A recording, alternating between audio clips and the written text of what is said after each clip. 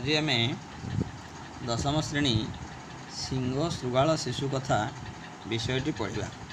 प्रथमे पढ़ाटी देखि नवा। सिंह शृगाल शिशु कथा विष्णु शर्मा द्वारा रचित होइछि। मित्रभेद, मित्र संप्राप्ति, काकलोकीय, लब्धप्राणास, अपरीक्षित कारकमिति पंचभिभागैः पंचतंत्रम नाम गद्य काव्य मानित लोकप्रियमस्ति। मित्रभेद, मित्र संप्राप्ति, काकलोकीय, लब्धप्राणास, अपरीक्षित कारक आदि पंचभागरे पंचतंत्र गद्यकाव्य अत्यंत लोकप्रिय अटे।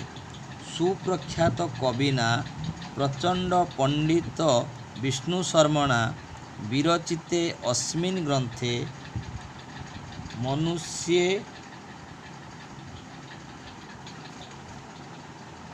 मनुष्य इतर चरित्रम अवलंब्य बहवः नीतिपूर्ण कथाः लिखिताः। सुप्रख्यात कवि प्रचंड पंडित विष्णु शर्मा द्वारा लेखा जाइथिबा पंचतंत्र ग्रंथरे मनुष्य व्यतीत अन्य जीव मानकर चरित्र को अवलंबन करी बहुत नीतिपूर्ण कथा लेखा जाई अछि। तासु कथासु लब्ध प्राणसम नाम चतुर्थ तंत्रस्य पंचमी कथा इयम सिंह शृगाल शिशु कथा अन्यतमा। सेही कथा मानक मध्यरे लब्ध प्राणस नामक चतुर्थ तंत्रर यह होची पंचम कथा अटे।